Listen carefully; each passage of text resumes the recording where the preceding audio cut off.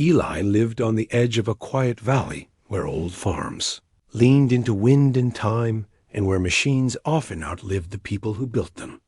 He was known as a careful fixer of broken things, a man who listened to engines the way others listened to birds. His house was small and patient, patched with metal sheets and hope, and behind it stood a shed filled with tools arranged by habit rather than order. On the night that changed his life, the valley was silent, except for a falling star that did not burn out. The object came down beyond the ridge with a sound like breath released. Eli saw the light and followed it, carrying a lamp and his steady hands. In a shallow scar of earth lay a ship no larger than a truck, curved and dark, scarred by travel. A figure stood beside it, tall and narrow, with skin like dull stone and eyes reflecting the lamp. The being did not speak with a mouth, but with a device held close, and the voice that emerged was strained yet polite. The device asked for help. The ship was broken, its guidance torn by debris. Eli felt fear move through him, and then settle, replaced by the familiar pull of a problem that wanted solving. He nodded and set down his lamp, walking around the hull with respect. The metal was unlike any he knew, yet it sang when tapped, and the scene suggested logic rather than mystery. They worked through the night. Eli used tools meant for tractors and radios, adapting them with calm focus. The alien watched and learned, passing parts and adjusting settings as instructed. Communication was rough, but improving, built on gestures and diagrams scratched into dirt. Eli found that the ship obeyed rules, and rules could be mended. By dawn, the guidance core was stable. The alien bowed in a way that seemed careful and old. It offered a token, a small disk that warmed in Eli's hand and projected a map of stars. Eli refused payment, saying only that broken things deserved a second chance. The ship lifted silently and vanished, leaving the valley as it was before, or so it seemed. Eli slept late, exhausted. When he woke, shadows crossed his windows. He stepped outside and saw 3 black cruisers hanging above his land, angular and heavy, blotting the sky. They bore no markings he recognized. A field pressed the air, holding birds to the ground. Eli stood still, breathing slow, and waited. Figures descended, armored and precise. Their leader spoke through a clear voice, stating that Eli had interfered with property of an interstellar authority. The repaired ship belonged to a minor explorer under protection. The act of repair had altered a claim. Eli listened, hands open, and said he had helped a traveler in need. The leader paused, surprised by the lack of fear. It demanded the reason for such action. Eli answered simply that a broken machine was a problem, not a crime. The words carried weight because they were true. The cruisers adjusted position, scanning the shed and the fields. A second voice joined, softer and curious. It belonged to an observer who asked about the methods used. Eli described them plainly, without pride. He spoke of listening, of respecting materials, of patience. The observer requested a demonstration. Eli led them to the shed and showed how he aligned a warped engine block using heat and care. The scans changed tone. The authority realized that Eli's skills were not local accidents, but expressions of a wider pattern. Humans repaired with intuition and restraint, adapting without domination.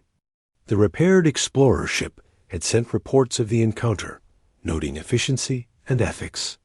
The cruisers were not here to punish, but to assess. The leader admitted this and shifted stance. It explained that many species avoided human space, believing humans reckless and loud. Yet the report suggested otherwise. Eli shrugged and said people were varied, like tools, and usefulness depended on use. The authority proposed a test. A damaged cruiser component was lowered, its systems tangled. Eli examined it and asked for time. The field relaxed. He worked as he always did, finding the rhythm of the device. By evening, the component functioned better than before, modified to resist future strain. Silence followed. The observer spoke again, announcing a revision of standing orders. Human repair ethics would be studied and shared.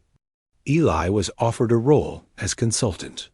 He declined travel, but agreed to teach from his valley. The cruisers lifted away, leaving the sky clear. In the days that followed, messages arrived, careful and respectful. Eli taught through recordings and diagrams. He emphasized listening and care. Across space, ships lasted longer. Conflicts eased when machines did not fail. Humanity's quiet strength spread, not through conquest, but through repair. Eli returned to his routines. The valley remained quiet. Sometimes a light crossed the sky, and Eli smiled, knowing that help given without demand could change the shape of the stars. Weeks passed, and the valley became a quiet crossroads without crowds. Small drones arrived and hovered politely, projecting questions and waiting for answers. Eli answered when work allowed, never rushing, never posturing. He spoke of balance between speed and care, of knowing when to stop. The lessons were recorded and translated, carrying his calm tone into many languages. The authority returned once more, this time with fewer ships and softer presence. They brought the explorer whom Eli had helped. The being stood taller now, its eyes clearer. It expressed gratitude and explained that its people had adopted new protocols based on Eli's approach. Repairs were now guided by listening tests rather than forceful overrides. Eli listened in turn. He asked about their farms and weather and families, because machines did not exist alone. The visitors were surprised by the question, but answered. In that exchange, a bridge formed that no treaty could replace. Not all reactions across space were gentle. Some powers questioned the spread of human methods. They tested the teachings and found them inconvenient because patience could not be rushed. Yet results accumulated. Fewer failures meant fewer disputes. Commerce slowed but stabilized. Lives improved quietly. On Earth, few noticed at first. Eli did not seek attention. Reports filtered through institutions and committees, stripped of the valley and the shed.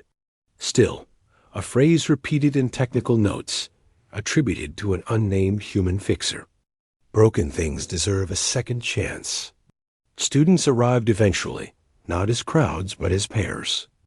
Eli taught them to hear vibration, to feel resistance, to respect limits.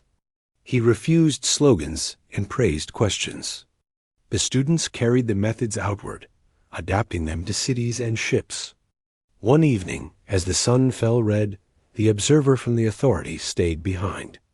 It asked why humans cared so much for repair rather than replacement. Eli thought for a long time. He said that repair was memory made useful, and that forgetting cost more than effort. The observer recorded this and left. Far away, policies shifted again. Salvage yards became schools. Engineers became listeners. The black cruisers were seen less often, replaced by smaller craft built for endurance. Years later, the valley looked much the same. Eli grew older, slower, but his hands remained sure. The shed held new tools made with shared knowledge. When his time ended, the valley did not fall silent. Others kept the place, teaching as he had. Among the stars, humanity gained a reputation not for force or speed, but for care. When something failed, a human voice was requested. They came with tools and patience. The story of the night repair spread, not as legend, but as standard practice. The first explorer never forgot the valley. It guided others there, not to take, but to learn. 3 black cruisers never returned in threat. They returned once in honor, high above, lights dimmed in respect. The valley wind moved through old farms and metal sheets. Broken things found their way home. The stars turned quieter and steadier, shaped by hands that chose to fix rather than break. A conference was held beyond any single system, hosted in neutral space where light bent softly. Delegates spoke of supply chains and risk, of how failure once justified harsh control. Now data showed gentler curves. Eli did not attend, but his methods framed every session. Speakers quoted his plain language, surprised by its reach. On Earth, a reporter found the valley and asked for a statement. Eli offered tea and pointed to a rusted hinge. He explained how oil and time worked together. The reporter wrote nothing useful and left changed anyway. The article never ran, yet the hinge swung freely. The authority formalized a charter that placed repair before extraction. It was controversial. Some argued that patience was weakness. Others showed charts that contradicted them. In the end, practice decided. Systems held. Trust followed. Children learned differently as well. Toys were built to be opened and mended. Failure became a lesson rather than a shame. This spread slowly, unevenly, but it spread. Eli's students argued sometimes. He let them. He said disagreement was a sign of attention. When tempers rose, he asked them to listen to a motor under load. The sound reset them. As seasons turned, the valley hosted visitors who never landed ships, choosing instead to walk the last mile. They left offerings of knowledge rather than goods. Eli accepted what he could use and shared the rest. In time, the authority removed the word authority from its name. It became a council of care. This amused Eli when he heard it. Names mattered less than practice. When Eli finally rested, the shed remained open. The map of stars he once refused was found on a shelf, inactive but warm. A note beside it reads simple advice. Fix what you can. Ask for help when you cannot. The valley did not become famous. That was its strength. From it, a habit,